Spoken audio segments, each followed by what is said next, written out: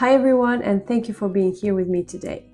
Today I will cover the very important and broad subject, the built environment, its impact on the environment and us people, and the green building certifications that are available to enhance it.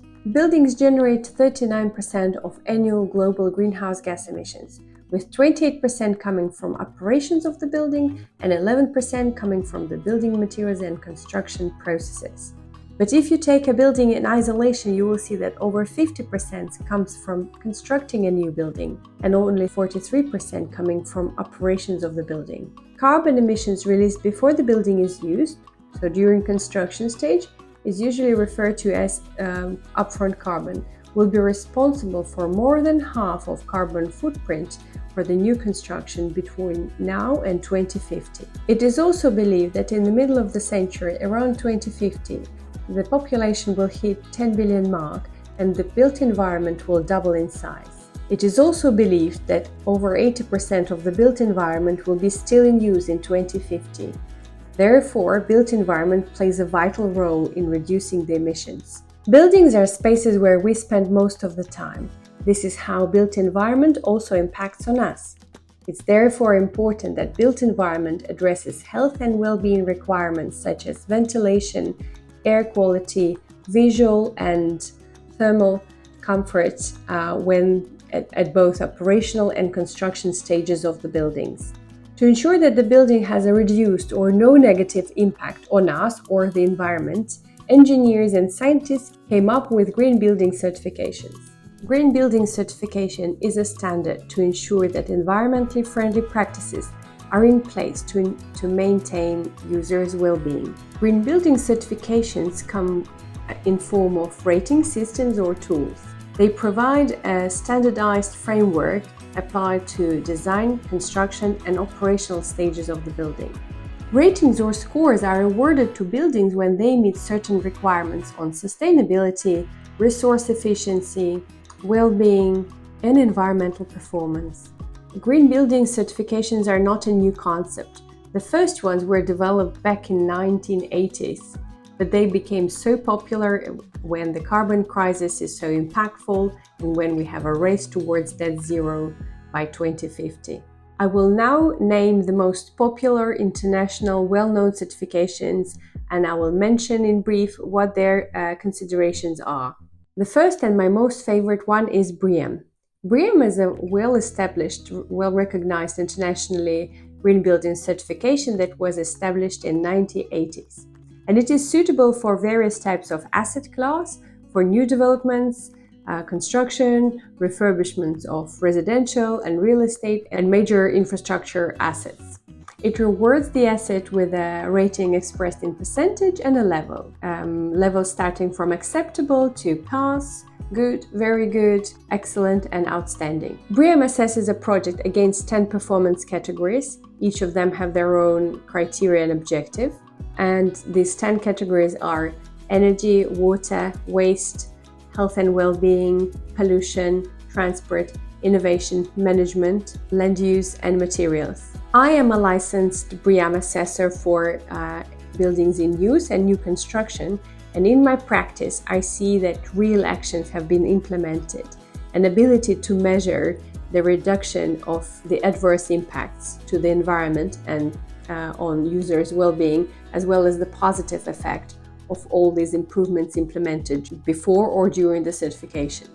I will do a series of separate videos on BREEAM new construction and in use to give you a deep dive into the criteria and targets and potentially advice on how it can be achieved. Another green building certification is LEED. It was developed in the US by the Green Building Council, and similar to BREEAM, it's applicable to various types of buildings, new developments and refurbishments. LEED certified buildings have been assessed against certain technical criteria, such as water and energy efficiency and emissions reduction. Upon successful certification, LEED certified assets are granted different awards, either certified, silver, gold, or platinum. I would say that LEED and BREEAM are sharing the green building certification market, and while BREEAM is dominating UK and EU market, LEED is the most widely used green building certification globally, as they have presence in most of the country. Another certification is Energy Star. Energy Star is run by US Environmental Protection Agency. And I wouldn't say that Energy Star is replacing BREEAM or LEED. It's rather complementing it. But I would say that Energy Star is a US-based certification. But the main focus of Energy Star is on energy efficiency. The certification provides the tool to assess the energy performance of your building in comparison with similar buildings across the country. It is proven that Energy Star certified buildings consume 35% energy less in comparison with the other buildings and generate fewer greenhouse gas emissions. Another standard that is worth mentioning is a Green Star. It's an Australian-based rating system. The assessment of building performance results in a rating from 1 to 6, with 1 being legal requirement and 5 and 6 being Australian best and world-leading practice accordingly. Green Star is suitable for design, as-built, interiors and community projects. The Green Star rating system and process were established and accredited by ISO 9001, which provides a quality assurance of this green building certification. And it's usually updated in consultation with scientists and engineers and relevant governmental bodies. The other two certifications that I'm going to mention now are WELL and FitWell. And whilst BREEAM, LEED, Energy Star, Green Star were focused more on technical performance of the building, these two green building certification focus also on technical requirements and performance of the buildings, but through the prism of users' health and well-being. Let's see how they achieve that. So the WELL standard is an internationally science-based system that assesses the impact the building has on human health and well-being. It assesses the impact of the building against 10 factors: air quality, sound, water, movement, materials, thermal comfort, movement, nourishment, let me just check again, community and mind. WELL ratings are thematic. They are named performance, health, safety and equity. These ratings can be achieved on their own or be deemed as a milestone towards the entire WELL certification. This standard also provides some flexibility around certification of the portfolio. Another standard that emphasizes health and well-being is FitWell. FitWell is most suitable for retail, residential and commercial real estate.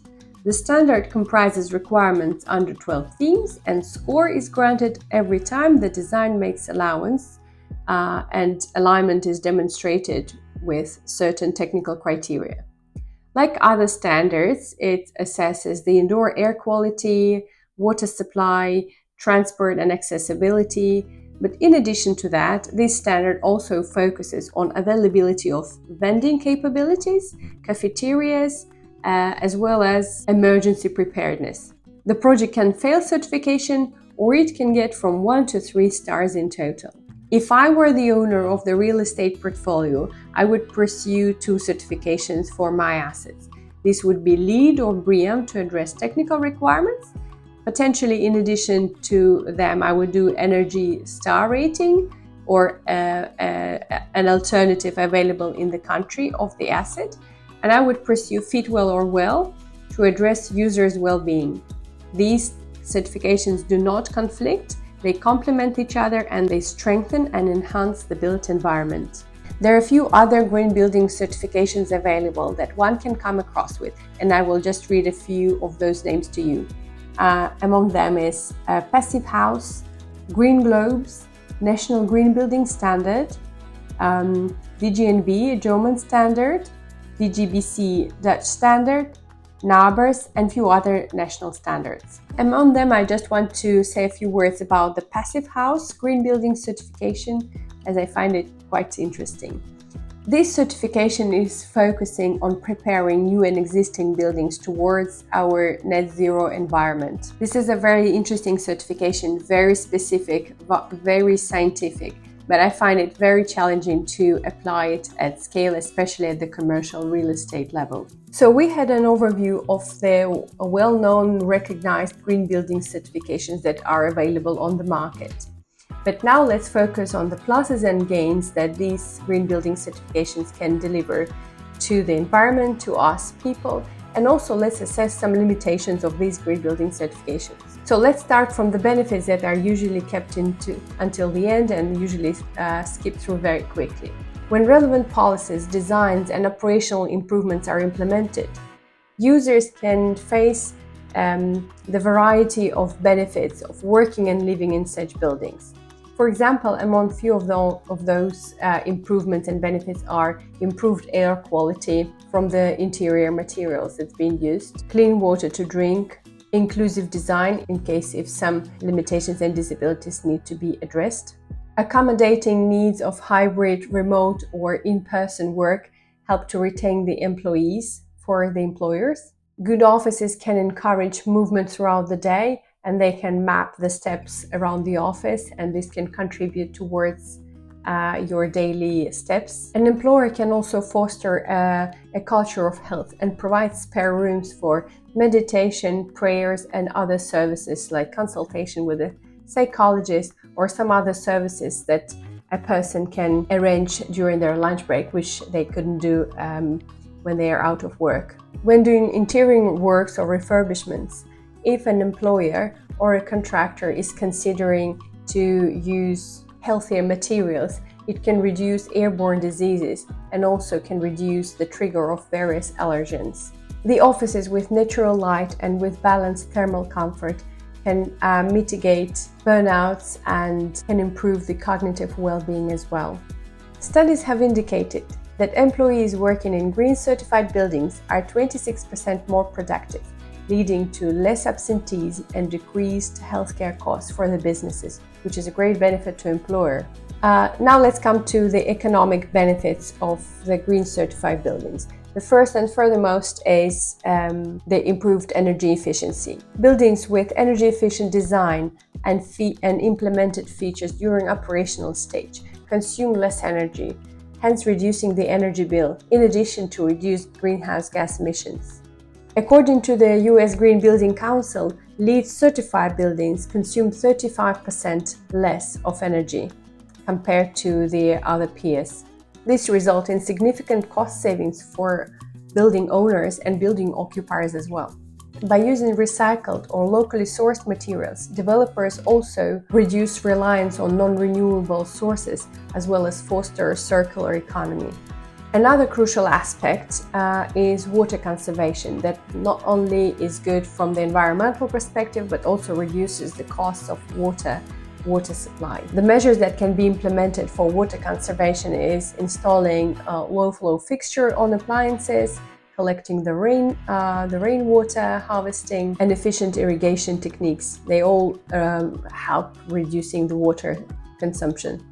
Another well-known fact is that governments offer a wide range of incentives and tax benefits to promote sustainable buildings and green building certifications. So real estate developers, homeowners can both benefit from that as well. Landlords also face the positive impact of green building certification, which result in higher occupancy rates as the demand for sustainable buildings is growing. And another indirect important factor is improvement of the local economy. Sustainable construction practices increase jobs as demand grows for renewable energy efficiency, equipment and appliances, as well as the green materials. Development of these industries contribute to the local economy and growth. It wouldn't be fair and transparent to mention just the benefits without mentioning few limitations of the green building certifications. Though I find it very difficult to find disadvantages of those, to be honest, as I am an active assessor myself. This is why I have collected a few most frequently noticed criticism for the green building certifications, and I will try to be on another side and provide arguments on that side as well. One of the chief criticism is that green building certification focus on operational emissions, and they don't focus on the upfront carbon that the construction of the new buildings bring to the table. The critics say that the embodied carbon is excluded completely from this picture. I would argue that fact, especially with BREEAM new construction, where the materials shall be sourced responsibly and lower emissions materials are preferred or provide an improved score. Also, all the green building certifications were updated to be aligned with net zero 2050 ambition of the entire world. So most of them do cover now whole life cycle carbon assessment of the buildings, and they do motivate with SCORE and with other practices to reduce that, to make sure that you use maximum of the recycled materials and that your materials are recyclable to foster circular economy. So this is quite an arguable point of criticism. Sometimes another point of criticism is that green building certifications can be misleading, as they are open to manipulation, and that some buildings get the score or the rating for just newly installed sustainability features, innovations, rather than focusing on the sustainable approach throughout the whole life cycle of the building, especially during the operation. I would potentially agree with this one, because not all the buildings or the companies that have green building certifications are sustainable, and that the companies and the buildings that don't have certifications are not sustainable. A lot of companies have the sustainability ethos installed in their companies, and they do even more than certification requires. But I agree that sometimes certification can be a bit mismanaged and misused, and elements of greenwashing can be presented. Therefore, these certifications, they are independent, they have independent third-party validators that would avoid this conflict of interest, and even the lower score achieved within this certification ensures that the elements that are declared and disclosed being sustainable are such by nature, because they would assess the evidence provided for alignment with these requirements. So it's also quite arguable critic. It's worth also mentioning that because in this day and age, there are new green building certifications appearing every year, and they are fantastic, of course, but the company that selects to certify their asset, they need to assess what's available in the market, compare the costs, compare the reliability of the certification provider, and making sure that they cannot be exposed to greenwashing, and that the evidence and what they are doing is transparent. Another quite valid criticism that we can hear about the green building certifications is related to the upfront costs related to the improvements required to comply with certain level of the certification. I agree with that, but I would argue to the fact that the costs vary depending on the certification, location, the age and the status of the building. And for operational buildings, you need to take into account that associated costs related to getting the certification and implementing the suggested improvements will be counteracted by the potential saving of all this energy, water efficiency, through the lower absenteeism of the employees as well. All the benefits of the green building certification need to be assessed holistically, because in the long run, the improvements and the benefits and the gains of the green building certifications are there. The higher occupancy rate, the lower absenteeism rate, reduced maintenance and operational costs. These cannot be compared with the relatively small costs that are required to certify the building to certain green building certification. And it's not the certification that costs a lot, it's the improvements required to align with certain criteria that might cost a lot, especially if you're building a big office tower or a huge warehouse storage or a residential project. So before you pursue a green building certification, you need to assess pluses and minuses. You need to assess your goal and objective and the available budget and the costs. Compare the requirements of different building certifications and compare the focus of those certifications. What you want to focus now on the employees and their well-being, or on the technical performance of the asset, or perhaps you can make mid to long-term plan to apply several green building certifications to have a holistic approach to the asset from the technical and social impact point of view. That's it for today. In my next video, I will delve into BREEAM in use, its criteria, its detailed requirements, one by one, and I will suggest what can be done in built environment to address those criteria, whether you are pursuing BREEAM certification or whether you want to implement those suggested improvements without taking the whole way to the certification. But I hope it will be useful for all of the users. That's why don't forget to subscribe to my channel and don't forget to like this video to make a positive impact together. Bye!